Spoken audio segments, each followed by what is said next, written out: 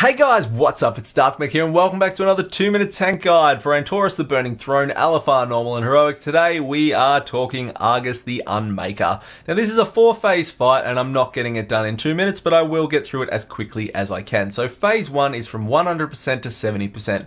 What you're going to do position wise is you're going to tank the boss in the middle of the room. One tank is going to be in front, one tank is going to be behind with the group. You are always facing the boss away from the raid. The reason being is the boss ability called Sweeping Scythe. Now this is a large cleave and it also leaves a debuff on the active tank. It also serves as your taunt swap mechanic. So you are going to be swapping at 3 stacks of Sweeping Scythe. Now in Heroic at the time of this video, generally most people are swapping at 2 stacks, in normal 3 stacks. It is fine to take 3 stacks in Heroic. However, most people are electing to swap at 2 stacks if you're watching this currently now. Now, when you're not actively tanking, you are standing behind the boss and you'll be moving around from the cones. Every time he reaches 100% energy, he'll turn around and he'll put a large pizza slice of bad on the ground that your group will be moving around from. There are 2 orbs that will be spawning in the groups, a white orb and a lightning orb. The white orb will give you 2000 haste and 2000 versatility for 30 seconds. The lightning orb will give you 2000 mastery and 2000 crit for 30 seconds. Work out which one is best for you stats wise and make sure you're collecting the orb. When you're swapping, you obviously move to the front, the other tank moves to the back. That is phase 1, always in the middle. He'll then cast a big lightning circle around, move the boss into the middle when all the bad pizza cones have gone, and then phase 2 is going to kick off from 70% to 40%. Now you'll need to move the boss over to the edge of the room, the reason being that 3 bombs go out and it is all distance damage pretty much. So from 70% to 40% you are still going to be swapping on the exact same taunt swap mechanic with the Sweeping Scythe. You'll be moving to the edge. These edge of obliterations will come up, which are these scythes. They spin around in a circle, they then make a large black line to where they're going to path, and you need to make sure that you are not standing in them. Now the tank will get a debuff called Avatar of Agrimar. Now the Avatar of Agrimar will turn you yellow and it will make you big. Now what happens is when the soul bombs go out, there's 3 bombs. The only bomb you need to concern yourself with is the soul bomb. A marker will be set up for someone to run to with their soul bomb, and if you've got the Avatar of Agrimar, you glowing gold, you need to run and stand on that person. So you may need to taunt swap early. Whenever the bombs come out, just make sure whoever's got Avatar is not tanking the boss and they can run off and stand on the soul bomb marker with the person with soul bomb.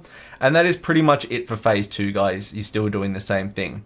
Phase 3 is the ads phase, so there's a bunch of ads that spawn around the room. What you want to do as the tank is you want to make sure you go and hit as many of them as you can, because the threat will transfer over when 2 of the ads transform. Now what I mean by that is 2 of the ads will gain weapons. Now it's random every time which ads will gain weapons. 1 ad will gain a big sword and 1 ad will gain 2 daggers. You need to, if you pick up the sword ad, drag it to the middle and isolate it away from any of the others. If you end up with the dagger ad, make sure you're positioning it on top of the other smaller ads that your raiders elected to kill, so they can cleave off both of them. You must tank the sword ad in the middle though, guys. That's really important. If you're interrupting any of the ads, in normal you can interrupt willy-nilly, it's not a problem. On Heroic, do not interrupt anything aside from Cosmic Beacon. That's the only thing you want to interrupt if you are going to interrupt anything as the tank. And that's pretty much it for phase 3, guys. Once the ads die, you all die, and then phase 4 kicks off. So you all get rezzed, you run to a tree which rezzes you, and 40% to 0% is phase 4. So as the tank, there are 2 ways to do this, guys. So one of the ways to do this is you pick up the boss and you move it over sort of towards the tree. Do not face the boss at the tree and cleave everyone as they're rezzing. Make sure you move it over near the tree, and you need to either do, one tank is going to take as many scythe hits as they can.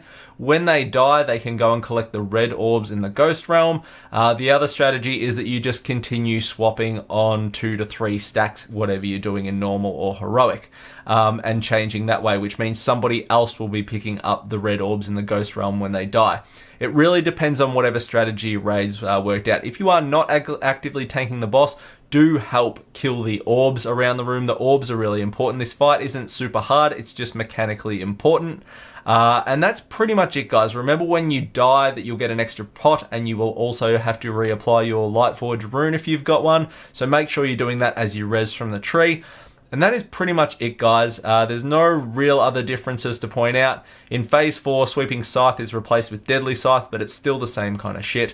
And that is it, guys. If you've got any questions, do hit me up. Otherwise, like, comment, subscribe. Best of luck, and go get him.